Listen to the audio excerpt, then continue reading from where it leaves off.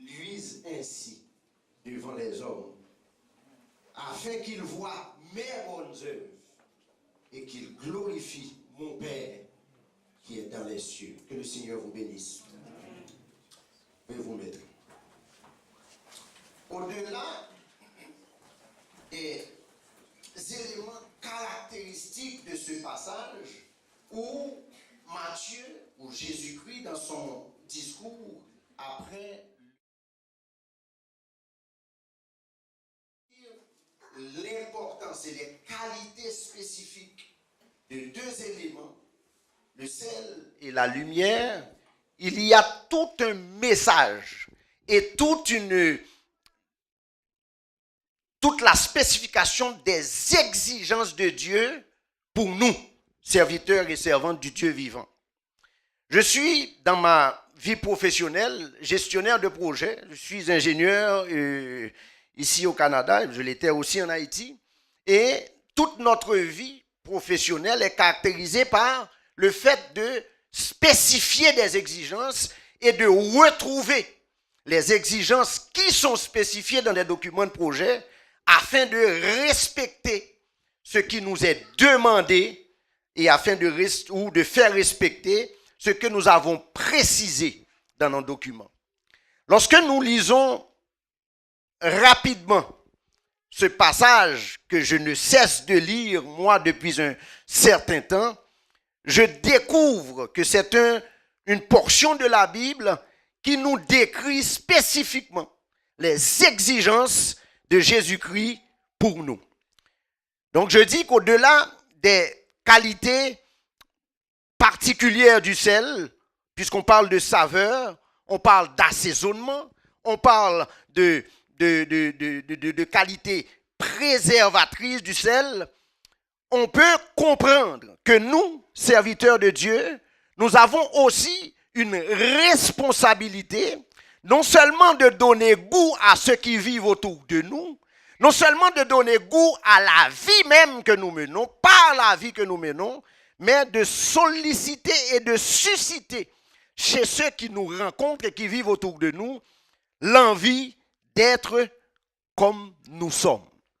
Comme le pasteur l'avait dit en présentant Joshua, ceux qui ne connaissent pas encore Christ ne sont pas capables de faire la différence que la vraie lumière sur laquelle ils doivent fixer leurs yeux, c'est Jésus-Christ. Nous l'avons appris et nous l'avons appréhendé au fur et à mesure de notre maturité dans le Seigneur. Ils doivent donc avoir en nous un exemple qui leur permette de tourner les regards à un certain moment vers celui qui est capable de les rendre parfaits aux yeux de Dieu. Job, au chapitre 6 et au verset 6, répète aussi ces paroles relativement au sel. Peut-on manger ce qui est fade et sans sel? Y a-t-il de la saveur dans le blanc d'un œuf? Je vous invite même, lorsque vous arriverez chez vous plus tard, de cuire une petite portion de nourriture sans aucun sel et mangez-le. Vous verrez que le plat que vous aimez le plus tout au long de votre vie est tout à coup sans aucun goût et sans aucun intérêt pour vous parce que justement, il est dépourvu de sel. En appliquant ce principe et cette constatation dans nos vies et dans notre environnement, nous devons pouvoir donc susciter chez ceux qui nous voient, chez ceux qui nous rencontrent, chez ceux qui vivent autour de nous, susciter, comme je l'ai dit, une envie de vivre. Nous devons pouvoir réveiller chez les gens qui sont autour de nous cette raison d'exister et de combattre pour quelque chose. Dans Colossiens 4, verset 6, l'apôtre Paul nous dit que votre parole soit toujours accompagnée de grâce, assaisonnée de sel, afin que vous sachiez comment il faut répondre à chacun. Ce qui signifie donc que le sel dans notre vie doit être quelque chose d'extrêmement important matériellement et représente aussi spirituellement une qualité ou des spécifications que nous devons posséder de manière à mener plus loin possible l'œuvre du Seigneur. On parle également dans l'Ancien Testament de l'alliance de sel où on capitalise sur la qualité de préservation de cet élément, de ce composé naturel, comme symbolique d'une relation indissoluble entre Dieu et son peuple. Ceci, vous le trouverez dans Lévitique 2, verset 13 et dans Nombre 18, verset 19. Il existe aussi une connexion particulière entre le sel et les nouveaux départs et la séparation. Dans Ézéchiel 16, verset 4, on lit « À ta naissance ou au jour où tu naquis, tu n'as pas été lavé dans l'eau pour être purifié, tu n'as pas été frotté avec du sel. » Ce qui symbolise donc un nouveau départ. Je me rappelle encore quand nous élevions nos enfants en Haïti, lorsque l'enfant naît, lorsque l'on coupe le lien entre la mère et l'enfant, il y a un produit que nous utilisons, que je ne sais pas si on l'utilise encore, mais que nous utilisions en Haïti pour cicatriser le cordon ombilical, merci. Ça s'appelait salol ou quelque chose comme ça. Mais c'était aussi quelque chose à base de sel qui servait tout simplement à garantir une cicatrisation parfaite et qui permet à ce moment-là une guérison beaucoup plus rapide de l'enfant et de son ombilic. En agriculture, la présence du sel dans le sol empêche la croissance, mais il symbolise également une cassure avec le passé.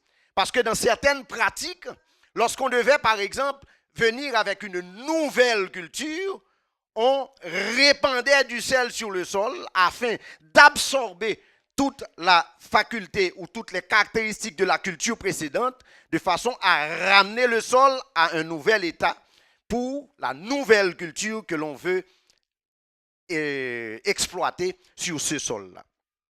Élisée, dans 2 Rois 2, verset 21, alla vers une source d'eau qui était une source mauvaise, et il y jeta du sel et dit, « Ainsi parle l'Éternel, j'assainis ces eaux.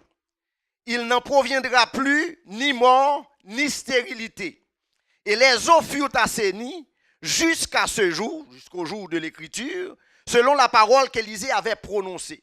Nous ne voulons pas dire ici que le sel naturel, que ce composé naturel possède des pouvoirs particuliers, mais nous voulons faire voir ici l'importance de cet élément-là dans l'image que Jésus-Christ a faite du sel.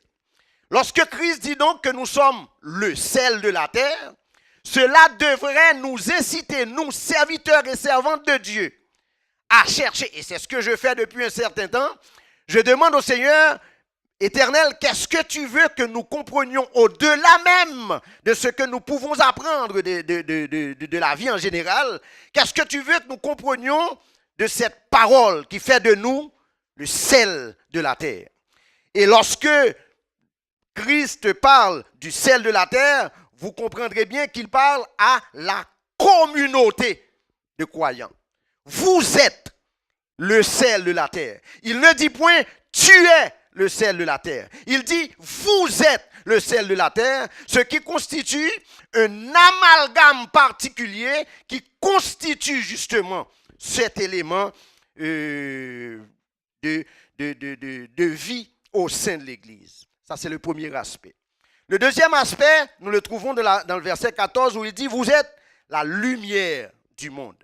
Ce symbole de bonté et de bénédiction, de vérité et de compréhension est en contradiction constante avec le mal. Le mal que nous côtoyons pourtant tous les jours de notre vie. Quand je vois par exemple mes enfants qui ont eux aussi des enfants, quand je vois Marc et Lydia avec leur Joshua, il est difficile d'élever des enfants dans le monde actuel. Mais si nous demeurons dans la présence de Dieu, même quand nos enfants des fois tourne un petit peu le dos au Seigneur, il y a quelque part, à un certain moment donné, où Dieu les appellera par leur nom et leur dira, comme nous avons chanté ici, arrêtez et sachez que je suis Dieu.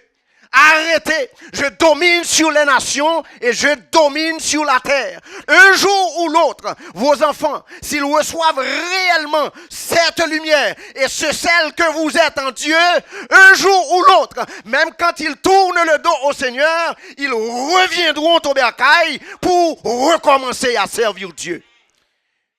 Nous n'avons point peur, nous, pour nos enfants, car ma femme et moi, nous savons le dépôt que nous avons fait sur eux. Nous savons ce que nous leur avons imposé. Nous savons exactement quel est le pacte que nous avons fait avec Dieu. Je me rappelle qu'il y a un ami à moi qui nous a appelé et qui nous disait qu'il est à Ottawa et qui nous invitait à une manifestation particulière qu'il faisait pour sa femme à l'occasion du 50e anniversaire de sa femme, pour que nous nous joignions à eux pour fêter cet anniversaire-là. Je me rappelle que je lui ai dit, malheureusement, je serais bien content d'être avec vous, mais ce que j'ai à faire ce matin est plus important que ce que je vais faire avec vous autres, car le Seigneur a besoin de nous. Donc, nous sommes donc une lumière. Nous sommes la lumière. Nous constituons ensemble cette lumière, car quiconque fait le mal est la lumière. Ne soyez donc pas étonnés qu'on ne vous aime pas. Ne soyez pas étonnés, ne soyons donc pas étonnés qu'on nous prenne pour des fous, car si on ne vous a pas encore pris pour Béelzébul, c'est que vous n'avez pas encore été totalement pénétrés par le Seigneur. Car Christ lui-même a été taxé de chasser les démons par Béelzébul. Quiconque fait le mal, Jean 3, verset 20, dans le fameux discours, la fin du fameux discours de Jésus avec Nicodème, quiconque fait le mal est la lumière et ne vient point à la lumière de peur que ses œuvres soient dévoilées. Mais celui qui agit selon la vérité vient à la lumière afin que justement ces œuvres soient manifestées parce qu'elles sont faites en Dieu. Nous sommes donc un gage de l'existence de Dieu. Et je dis toujours, avec le fait que nous sommes arrivés ici, avec des contraintes particulières qui viennent de cette société même, nous nous demandons, j'ai demandé longtemps au Seigneur, mais Seigneur, dis-moi exactement comment je devrais faire connaître ton nom. Dis-moi comment je devrais montrer ta grandeur, montrer ta fidélité, montrer tes exigences. Et le Seigneur m'a renvoyé, et je reviendrai toujours sur ce verset toute ma vie. 1 Corinthiens 10, verset 31. Il me le répète à chaque jour de ma vie. Soit donc que vous mangiez, soit que vous buviez, soit que vous fassiez quelque autre chose, faites tout pour la gloire de Dieu. Donc le Seigneur m'a fait comprendre qu'à chaque fois que nous posons une action, à chaque fois que nous avons une pensée, à chaque fois que nous voulons prononcer une parole, nous devons faire ce recul et nous demander sincèrement, est-ce que ce que nous allons dire, penser ou faire est conforme à la volonté de Dieu et sert à la gloire de l'Éternel. Donc ces 4 versets dans mon esprit et d'après ce que Dieu m'a confié, nous conduit à une conclusion particulière dans les spécifications des exigences de Dieu. Nous sommes le sel de la terre, nous sommes la lumière du monde, ces 2 affirmations nous conduisent à affirmer que Dieu attend de nous un leadership particulier. Dieu attend de nous que nous affichions ce leadership et que tout au long de notre vie, nous fassions connaître le nom du Seigneur. Je vous assure que là où je travaille, dans le monde dans lequel je vis, Nous sommes ingénieurs, nous sommes gestionnaires de projets, nous travaillons dans des projets particuliers. Ce n'est pas une place particulièrement favorable au discours divin, au discours évangélique, au discours pour Dieu. Mais je suis content de voir qu'ils comprennent qu'il y a encore des gens qui sont fidèles à leur message. Qu'il y a encore des gens qui marchent avec une Bible, mais qui savent vivre et qui s'efforcent de vivre selon la volonté de Dieu. Nous avons donc cette responsabilité d'être des leaders, bien-aimés. Nous avons la responsabilité d'être ceux qui montrent comment doit se faire la vie, comment doivent être exécutées les choses. Et ce leadership auquel Dieu nous appelle, ce que Dieu attend de nous en tant que serviteurs et servantes, c'est que nous soyons des leaders puissants et efficaces. Des leaders qui se laissent transformer par la puissance de Dieu qui agit en nous. Nous devons être des meneurs d'hommes pour Dieu. Des gens qui par leur attitude, leur comportement, leurs paroles, leurs actions amènent des gens à Dieu. Dieu m'a dit que la meilleure façon de prêcher sa parole et d'évangéliser au sein de la société québécoise, c'est d'être des serviteurs et des servantes fidèles et efficaces. Soyez rattachés à la parole de Dieu et laissez-vous guider, laissez-vous transformer, laissez-vous tourner tout à fait au ridicule s'il le faut, parce que c'est dans ce ridicule que le Dieu trouvera gloire dans vos actions. Dieu nous invite donc à nous laisser pénétrer totalement par sa parole et par son esprit afin que nous vivions la véritable vie de la foi. Nous sommes appelés à vivre une vie puissante et efficace. Mais nous n'aurons pas cette vie puissante et efficace si nous ne nous appuyons pas réellement et fortement sur ce qu'on a chanté aujourd'hui, la fidélité de Dieu. Car Dieu ne nous laissera jamais tomber. Malgré nos doutes, malgré nos questions, malgré nos écarts, malgré le fait que nous lâchons sa main, Dieu nous accompagne tous les jours de notre vie. Et lorsque notre âme est en danger, Dieu ne nous laissera pas engagés dans la voie de la perdition. Dieu nous garde, il nous garde fidèlement et nous sommes des joyaux pour lui car il tient à nous. Il est impossible d'être agréable à Dieu si vous ne vous laissez pas transformer.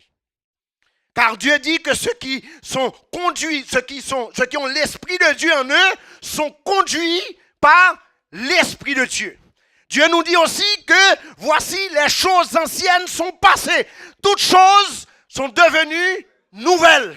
Nous devons donc vivre cette transformation jour après jour. Le serviteur et la servante que vous êtes aujourd'hui doit être différent et plus proche de Dieu que le serviteur d'il y a un mois.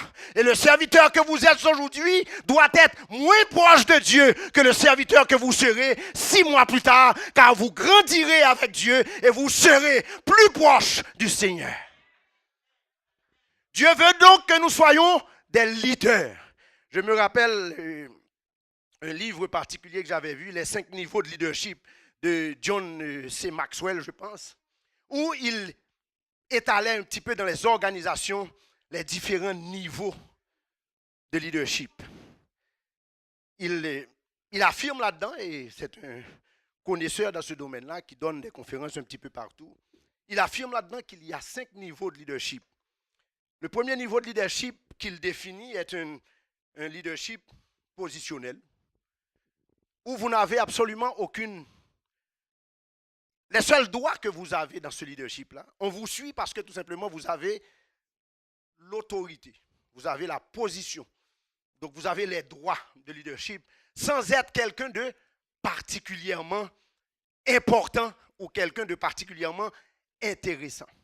Le deuxième niveau qu'il identifie est le niveau de la permission où le leadership commence à s'exercer en fonction de la relation que nous avons avec les gens.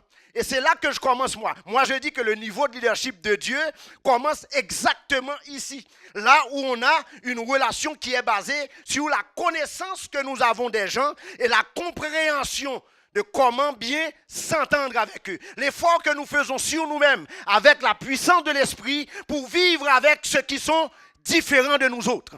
Sans juger, sans porter aucun jugement sur qui que ce soit, car nous savons que nous aussi, nous avons failli. Nous aussi, nous avons des tares. Nous aussi, nous avons des problématiques. Nous aussi, nous ne sommes pas parfaits. Nous non plus, nous ne sommes pas parfaits. Nous aussi, nous avons des éléments sur lesquels on pourrait nous juger. Nous nous efforçons donc, d'après l'amour de Dieu, à exercer l'amour envers ce que nous voyons, en dépit de nos différences. Et ce que j'aime dans l'amour de Dieu, c'est que nous aimons non parce que nous avons un intérêt en qui que ce soit, mais nous aimons parce que tout simplement l'amour de Dieu est né en nous et nous porte à aimer les créatures de Dieu. C'est ce qui permet que nous développions, par exemple, l'amour des âmes qui nous porte à chercher, à rechercher, à ramener des âmes au Seigneur. Donc pour moi, c'est le premier niveau au point de vue spirituel. Ce n'est pas du tout le deuxième niveau, car pour être leader dans le Seigneur, il faut d'abord apprendre à comprendre les gens. Et je comprends le Seigneur quand il dit, si quelqu'un veut être évêque, qu'il ne soit pas un nouveau converti.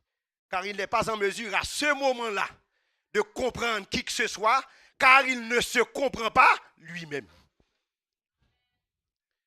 Mais après avoir fait l'exercice de la compréhension de notre être, nous prenons cette position qui nous empêche de juger qui que ce soit, mais qui nous fait plonger à chaque jour dans la prière afin de demander à Dieu de nous parfaire, de nous faire avancer vers la perfection, car nous savons que cette perfection, nous l'atteindrons seulement lorsque Christ reviendra nous chercher. Mais nous pouvons nous en approcher le plus possible afin d'être agréable à Dieu. Ce que je demande au Seigneur tous les jours de ma vie, c'est que le pied de l'orgueil ne m'atteigne point. C'est que je réalise que devant le Seigneur, je ne suis rien et que je doive me mettre comme un simple instrument dans la main et dans les mains du Seigneur. Le niveau 3 du leadership, ou le niveau 2 spirituellement parlant, c'est un niveau extrêmement intéressant car c'est un niveau qui porte sur des résultats. Donc c'est un niveau de production où nous avons une influence et où nous bénéficions d'une crédibilité. Les gens suivent ce que nous faisons à cause de notre témoignage personnel. On voit en nous des gens que l'on peut suivre parce que nous sommes un exemple aux yeux de la communauté. Qu'elle soit chrétienne ou pas. Ceux qui vous voient évoluer ne diront pas que vous êtes réellement un serviteur de Dieu car ils ne veulent pas en parler. Ils n'admettront pas que vous avez en vous l'Esprit de Dieu car ils refusent de croire en l'existence de Dieu. Mais ils diront certainement que vous êtes différents. Ils diront certainement que vous êtes fait d'une autre patte. Ils diront certainement que vous avez vécu d'une autre façon. Ils diront certainement que vous méritez d'être honorés. Et c'est ce témoignage que nous devons commencer à offrir au Seigneur, en ce sens que nous avons reçu de lui grâce et bénédiction. Nous avons reçu de lui grâce et bénédiction. Et devant cette grâce et cette bénédiction, nous voulons remettre au Seigneur ce que lui, il a subi pour nous. Ce que lui, il a accepté de prendre pour nous afin que nous ayons accès auprès de Dieu. Et le niveau suprême du leadership pour Dieu, c'est le leadership qui nous permet de travailler au perfectionnement d'autres individus. La paix de Dieu soit avec vous. Nous devons donc, en tant que serviteurs et servantes de Dieu, travailler à ce que ceux qui sont sous notre influence deviennent des leaders pour Dieu. Ceux qui sont sous notre influence deviennent aussi des prédicateurs, des serviteurs, des servantes de Dieu qui sont armés et qui sont habilités à servir Dieu au milieu de ce monde, de cette génération perverse. Et ne croyez pas que vous vivez dans une génération où tout se passe bien, ça ira de mal en pire, ça ira de mal en pire, ça s'empirera chaque année, à chaque période, et vous verrez des choses encore plus incroyables devant vous, mais restez attachés au service de Dieu, restez attachés à la puissance du Seigneur, restez attachés à la voix de Dieu. Moi je dis au Seigneur, dis-moi exactement comment je dois vivre. Il y a des situations dans mon existence. Je ne peux pas attendre d'ouvrir une Bible pour trouver la réponse. Je ne peux pas attendre pour ouvrir un chant d'espérance, pour chanter un chant. Je ne peux pas attendre pour entendre quelqu'un me dire ce que je dois faire. Je dois entendre la voix de mon maître, la voix de mon Seigneur, la voix de l'Éternel des armées qui me dit exactement et qui m'indique la voie à suivre, car il est mon Dieu. Si ce n'était le Seigneur, j'aurais déjà abandonné. Si ce n'était le Seigneur, j'aurais déjà quitté le bateau. Si ce n'était le Seigneur, j'aurais déjà abandonné mes activités personnelles. Et c'est pourquoi, même dans notre vie personnelle, et le pasteur l'a dit en présentant Joshua, notre premier ministère, c'est celui de garder notre famille consacrée à Dieu, de garder notre famille sous l'aile du Seigneur, de garder notre famille, nos enfants, de garder notre famille entière consacrée à Dieu, quel qu'en soit le prix, car nous savons que nous avons à recevoir de Dieu des grâces en abondance. Donc ce que Dieu veut de nous, de moi comme de vous, c'est que nous affichions du leadership évangélique. Oui, Dieu ne parle pas de leadership politique. Dieu ne parle pas de leadership idéologique. Mais Dieu veut que nous affichions un leadership évangélique, basé sur la parole de Dieu et avec seul espoir, le retour de notre Seigneur et Sauveur, Jésus-Christ. Tout ce qui n'est pas conforme à la parole de Dieu, je le rejette, car je veux être fidèle au Seigneur. Je le dis tout le temps partout où je passe, et le pasteur l'a encore répété aujourd'hui, je refuse de baptiser des enfants. Car dans notre sens, nous comprenons dans la Bible que le baptême, effectivement, est un engagement personnel. Cet enfant, l'enfant, le bébé, ne peut pas prendre cet engagement. Et nous ne sommes pas appelés, selon la Bible, à prendre cet engagement à sa place. Car Dieu nous dit dans 1 Corinthiens 7 que même si vous êtes marié à un inconverti, que vous venez au Seigneur, vos enfants sont bénis. Sinon, ils seraient déjà perdus. Donc, vous n'avez pas à vous inquiéter pour vos enfants en bas âge, mais vous avez tout simplement à leur inculquer l'amour du Seigneur. Je vous avouerai que parmi mes enfants, il y en a qui sont peut-être un peu égarés de la voix. Je l'admets. Mais je sais, et nous avons vécu hier une délivrance de la part du Seigneur, qu'à un certain moment, à un moment donné, au son d'une trompette qui est propre à lui, il y a quelque chose qu'il entendra. Et il y a une parole qui lui viendra à l'oreille. Il y a quelque chose dont il se rappellera et il tournera. Et il a tourné les regards vers Dieu. Il a reconnu qu'il était en dehors de la voie de Dieu et qu'il a le besoin maintenant de rechercher la volonté de Dieu et de réintégrer le pâturage de l'Éternel des armées. Et ma femme et moi, nous prions fort pour cela. Nous voulons être, partout où nous passons, des leaders, non pour tirer gloire pour nous-mêmes, mais pour que la gloire de Dieu éclate dans nos vies. Pour que la gloire de Dieu éclate autour de nous. Pour qu'à chaque fois que nous nous mettons en route ou que nous existons quelque part, nous apportions cet élément particulier du sel de la terre et de la lumière du monde. Nous voulons qu'on voit en nous des éléments qui brillent. Non parce que nous sommes de riches contribuables au Québec, mais parce que tout simplement, nous avons en nous quelque chose d'indescriptible pour l'humain, mais qui apporte certainement à la communauté dans laquelle nous vivons et autour de nous une joie immense et un réconfort particulier. Ce réconfort ne peut venir que de Dieu. Car Christ, c'est pourquoi Christ nous dit, je vous laisse la paix, je vous donne ma paix. Ce n'est pas la paix du monde, ce n'est pas la paix du gouvernement, ce n'est pas la paix de Revenu Québec, ce n'est pas la paix de l'Agence du revenu du Canada, ce n'est pas la paix du premier ministre canadien, ce n'est pas la paix du premier ministre québécois, ce n'est pas la paix de votre travail, mais je vous donne ma paix, la paix qui sort de Jésus-Christ et qui vous permet tout simplement de vivre totalement libre, sous la gouvernance de Dieu. Et c'est ça le comment. Nous devons nous poser la question en lisant ce passage. Moi, je me la suis posée. Mais Seigneur, comment? Comment puis-je être le sel de la terre?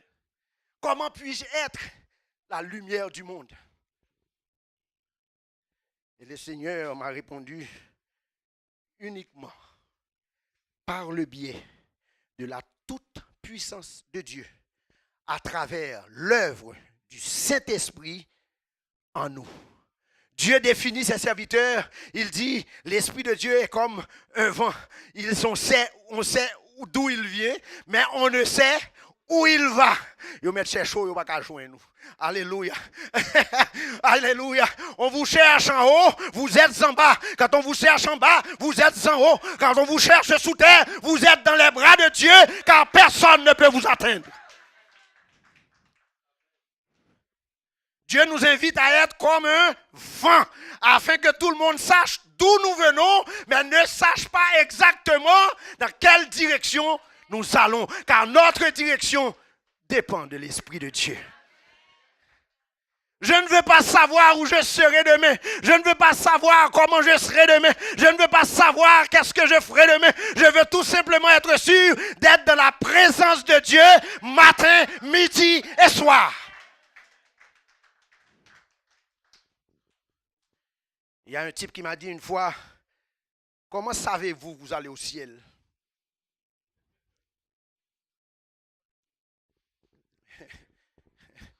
Mais moi, je lui ai dit, c'est pas ce qui importe pour moi. Que je sois au ciel ou sur la terre, je sais que je serai dans la présence de Dieu.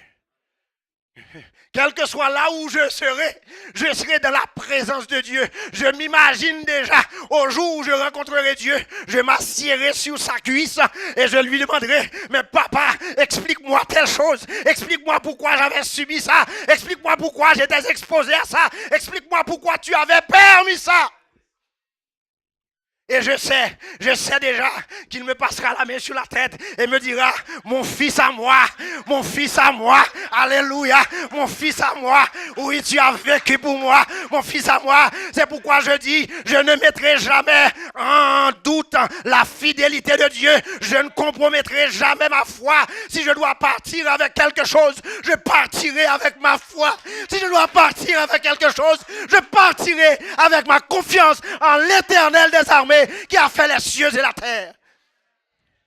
C'est ainsi que nous pouvons être des leaders conséquents et des leaders évangéliques.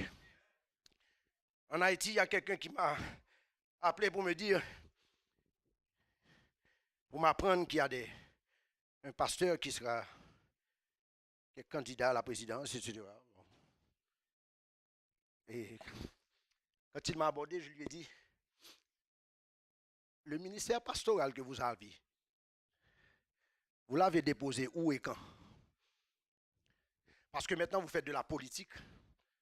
Vous êtes appelé à être président. Mais, écoutez, il y en a beaucoup qui ont eu des prophéties, entre guillemets, qu'ils seraient présidents. Alors, je parle d'Haïti. La plupart d'entre eux sont morts, sans être président. Et la parole de Dieu nous dit quoi? Si la prophétie tarde à s'accomplir, attends-la, Car si c'est moi qui ai parlé, elle s'accomplira. Elle s'accomplira certainement. Si c'est moi qui ai parlé, avec ce mot-là, je dis, puisque vous êtes déjà sous terre, ce n'est pas Dieu qui avait parlé.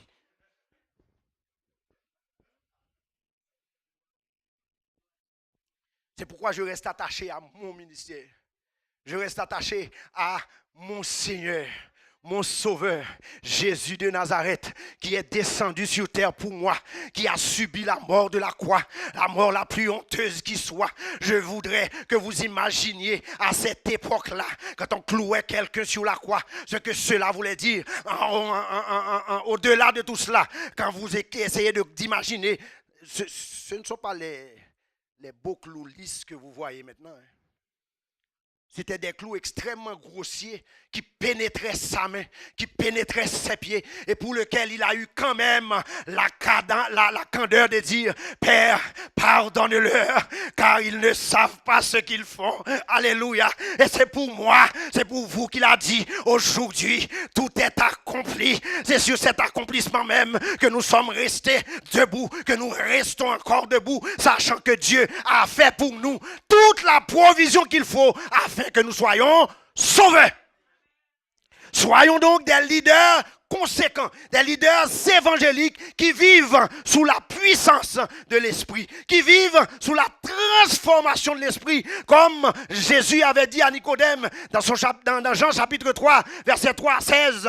Le royaume des cieux, tu n'es pas capable de rentrer dans le royaume des cieux si tu ne subis pas cette nouvelle naissance, cette transformation qui vient uniquement du Seigneur. Je remercie le ciel, je remercie Dieu que l'on ne peut pas acquérir le Saint-Esprit de Dieu à Costco. Parce que si on pouvait l'acheter à Costco, on ne le trouverait pas, vous et moi. Cette semaine, IGA fait une giga réduction. Si le Saint-Esprit était disponible chez IGA, nous ne l'aurions pas eu. Car tous ceux qui sont capables d'acheter au-delà même de ceux dont ils ont besoin, ils achèteraient le Saint-Esprit de Dieu pour toute leur génération.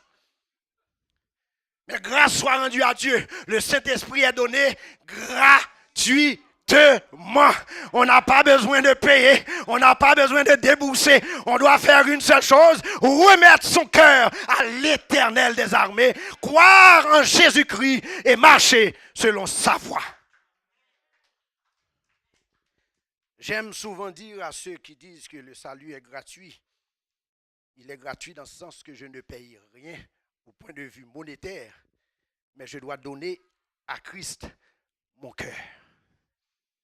Car ce qui intéresse le Seigneur, c'est notre cœur. Donc ceci implique donc force et transformation. Je vous invite un petit peu à garder l'esprit avec cette portion de l'Écriture dans Jean 3, la conversation de Christ avec Nicodème, qui est essentielle dans notre vie de chrétien.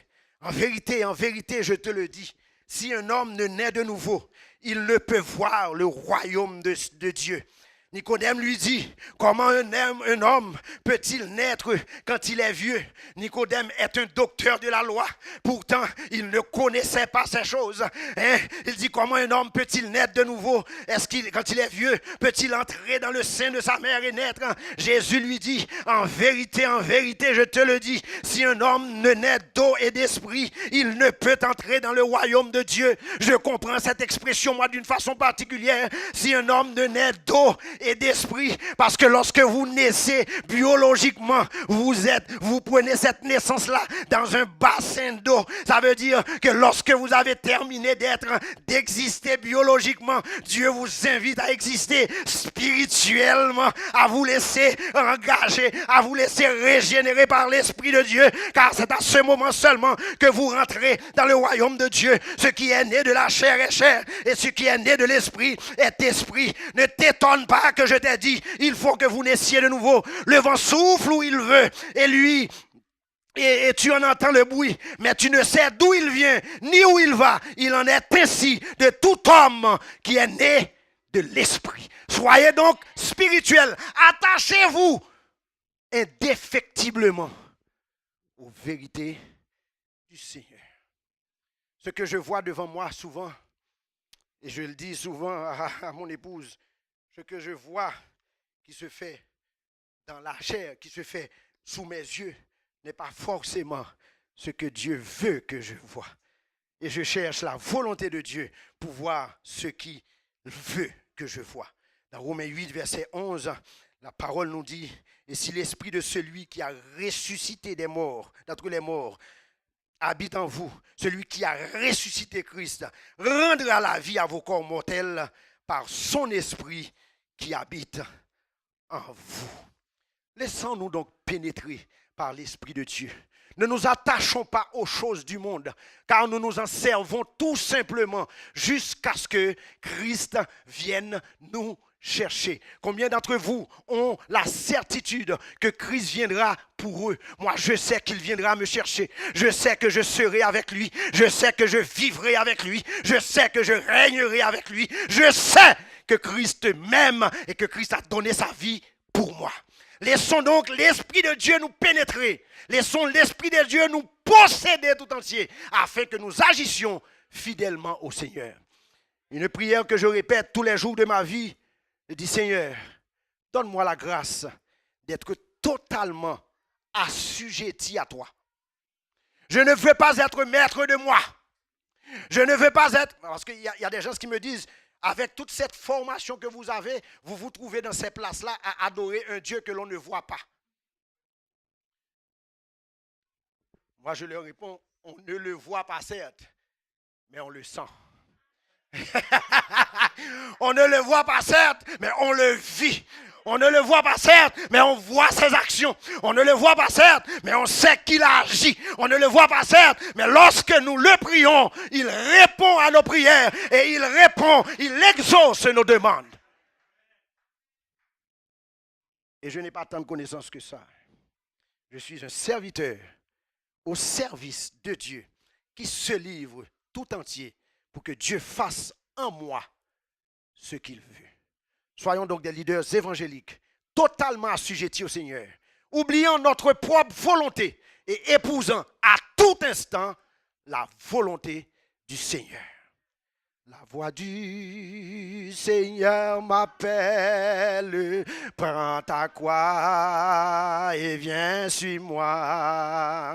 Je réponds, Sauveur fidèle, me voici, je suis à toi. Jusqu'au bout, je veux te suivre dans les bons, les mauvais jours. À toi pour mourir et vivre, à toi Jésus pour toujours. La paix de Dieu vous soit donnée. Vous voyez ce chant? Moi, c'est mon chant particulier. La voix du Seigneur m'appelle et quand je le chante, je veux que ceux qui m'entendent à l'extérieur sachent que je suis totalement au Seigneur, que je suis content d'être à lui, que je suis content d'être assujetti à lui, que je suis content d'être son instrument avec lequel il fait tout ce qu'il veut. C'est pourquoi je ne veux pas le chanter en me traînant en le chantant, mais je veux le chanter avec vie, avec vigueur, pour montrer aux autres qu'il est bon d'être dans la présence de Dieu. Nous allons reprendre ce chant ensemble. Vous me permettez de reprendre ce chant avec vous. Nous allons chanter avec vie. La voix du Seigneur m'appelle, tendre ta croix et viens sur moi. Je réponds, Sauveur fidèle, me voici, je suis à toi. Jusqu'au bout, je veux te suivre dans les bons, les mauvais jours. À toi pour mourir et vivre, à toi Jésus pour toujours. Mais le chemin du calvaire est étroit et périlleux. C'est un chemin solitaire, difficile et ténébreux. Jusqu'au bout, je je veux te suivre dans les bons, les mauvais jours. À toi pour mourir et vivre, à toi j'ai pour toujours. Jésus donne de grâce et gloire pour le suivre pas à pas. Avec lui, joie et victoire et bonheur jusqu'au bout, je veux te suivre dans les bons, les mauvais jours. À toi pour mourir et vivre, à toi Jésus pour jusqu'au bout. Amen. Je veux te suivre dans les bons, les mauvais jours. À toi pour mourir et vivre, à toi Jésus pour toujours. Soyons donc des leaders dans le sens de Dieu. Que le Seigneur vous bénisse.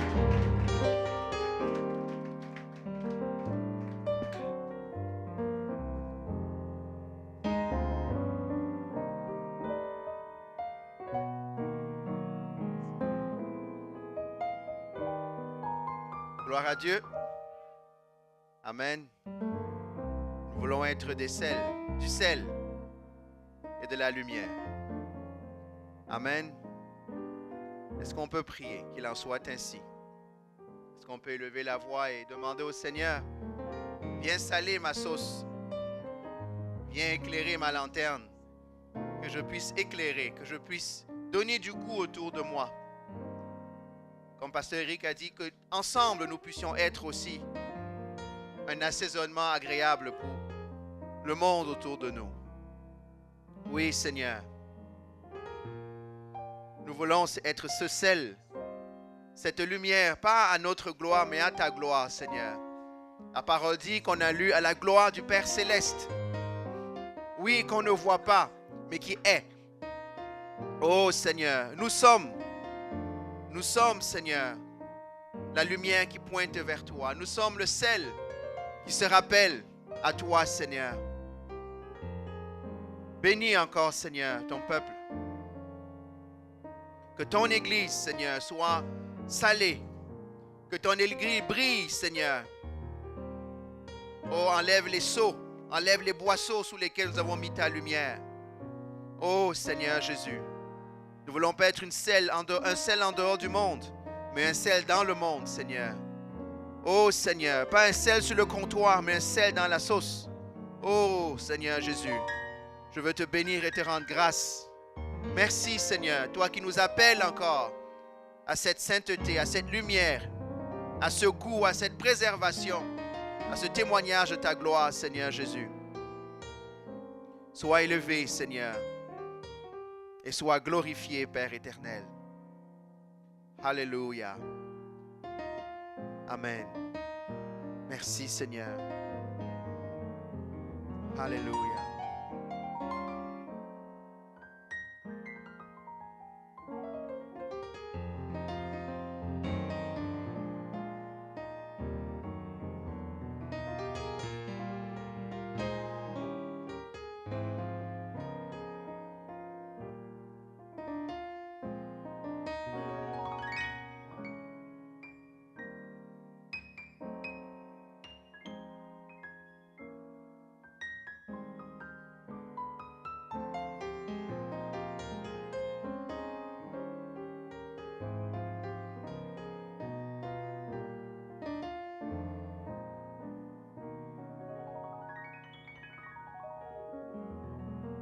Seigneur, nous voulons te rendre grâce ce matin parce que ta voix nous appelle encore sur ce chemin étroit, Seigneur. Ce chemin, Seigneur, où nous pourrons être des témoins de ta gloire, Seigneur. Où nous pourrons manifester qui tu es dans ce monde qui ne te voit pas, Seigneur. Seigneur, nous voulons te bénir encore.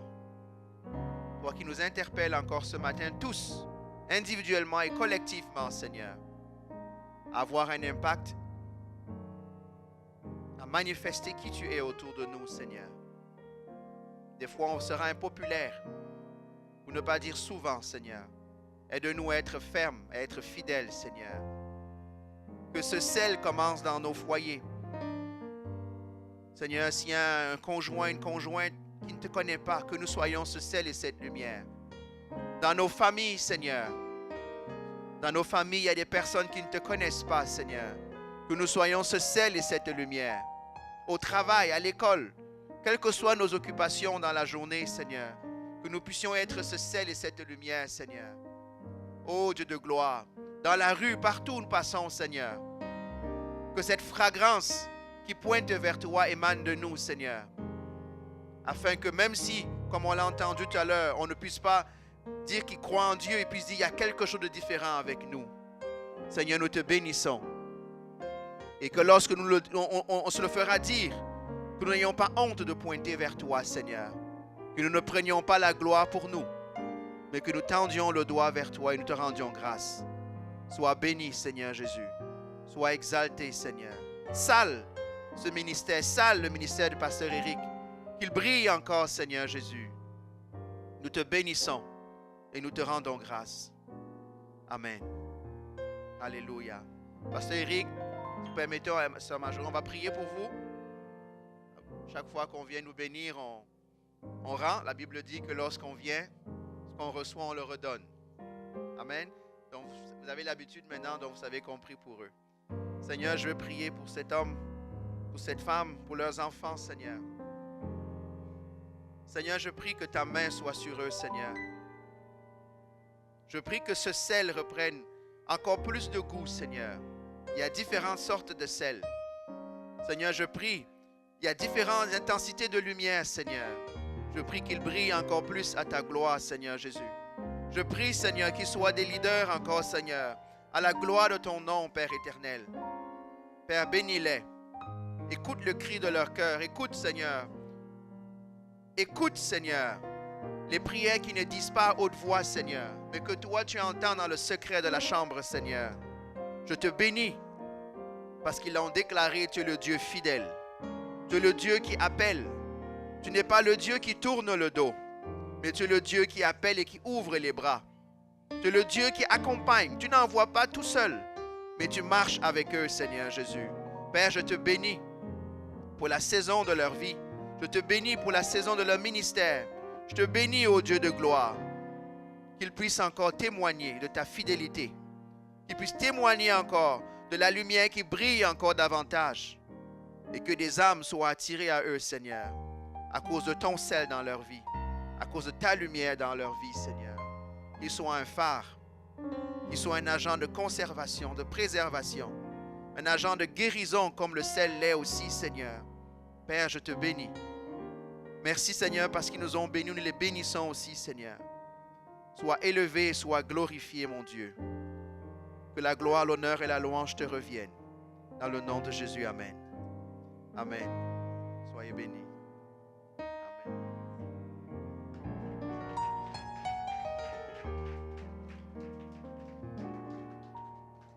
Amen. Amen.